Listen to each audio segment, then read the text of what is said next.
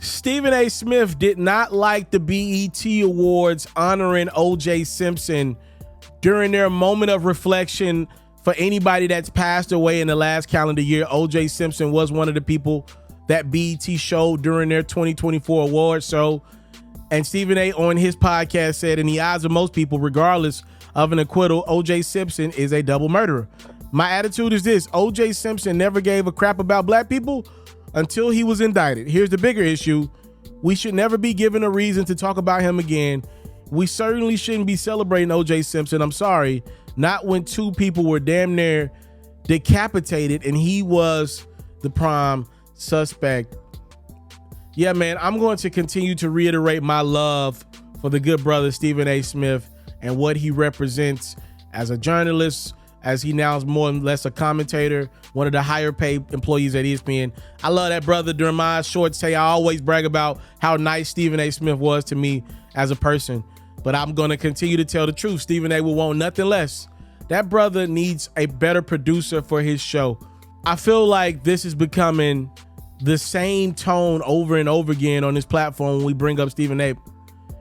He needs a producer. To me, he may even need a moderator on that podcast.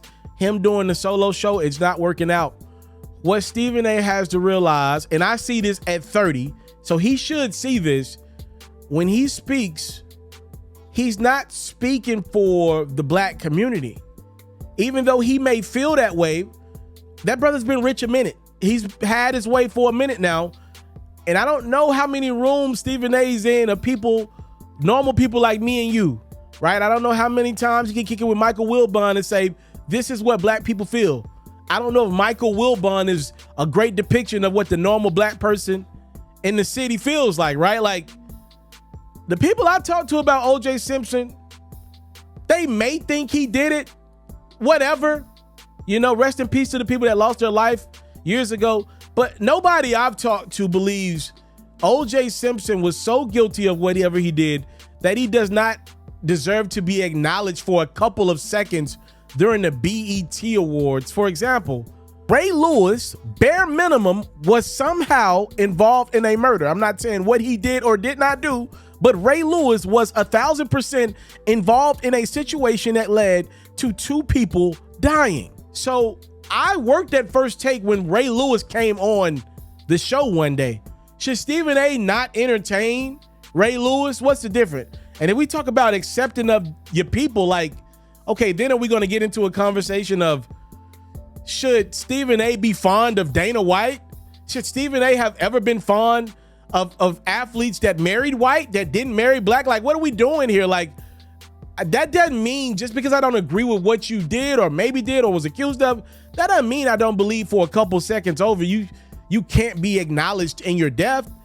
At the end of the day, no matter what anybody believes about OJ Simpson, the man is no longer here to defend himself, and the man was acquitted.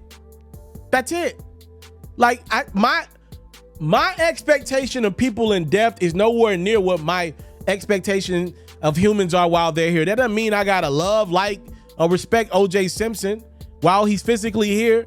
But with the man being gone, I feel like whatever things that I felt about OJ or people felt about OJ, they should have died when he died. I don't think that doesn't mean a man can't be honored for a couple seconds in death. I don't understand that one from Stephen A.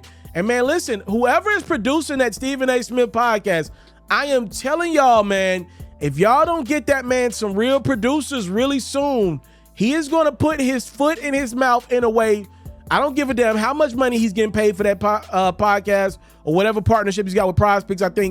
I'm telling you, he is going to say the wrong thing that is going to get him kicked off the air. I'm telling you, I am not wrong about this. Y'all better put some better producers around Stephen A. because right now he needs a Molly Quorum on that podcast, not just on First Take, on that podcast, because he is close to saying something that's going to rub people the wrong way. He thinks he's the voice of what black people feel day in, day out, but I think they keep telling you they don't feel the way that you do on a lot of these topics. Time, love, and support. That's what your boy will never take for granted. And just for example, right?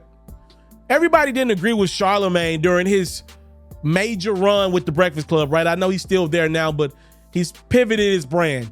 But I do believe for like 8 to 10 years straight, Charlemagne asked questions that the people wanted to hear. I do believe for like 5 to 8 years straight, when Shannon Sharpe was on Undisputed, Shannon Sharpe, if you take out like the LeBron bias stuff, represented the responses that people wanted to hear at Skip Bayless' direction, right? Stephen A even was that before Shannon was with Skip Bayless.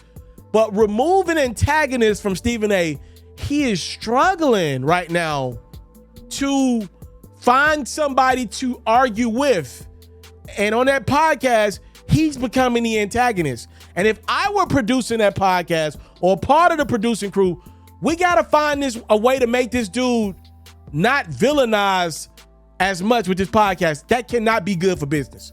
Time, love, and support is what your boy will never take for granted. I'm out. I have a wild goal for the month of July. I want to post 300 Facebook videos and 300 YouTube videos. I want to work so hard this month that 10,000 people will follow me on my new Instagram account, As Told by Pharaoh. I'm thanking you in advance because I know y'all gonna support your boy.